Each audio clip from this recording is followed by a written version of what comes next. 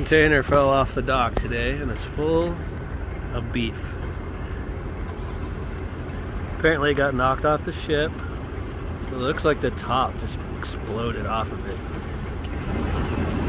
There's a shit ton of beef in there. Apparently. It was floating all over the place. Oh, there's one right there. There's a bunch of empty boxes across the waterway. There's been several boats out here picking up the mess.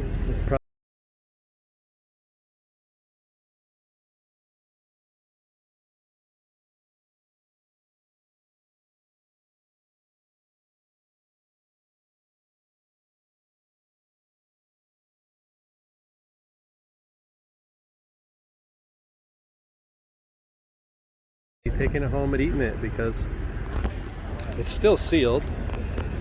It's been in a cold refrigerated container.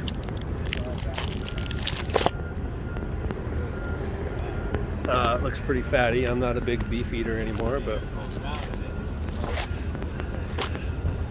this is just like those ones that fall off at sea, except this one fell off right here in port.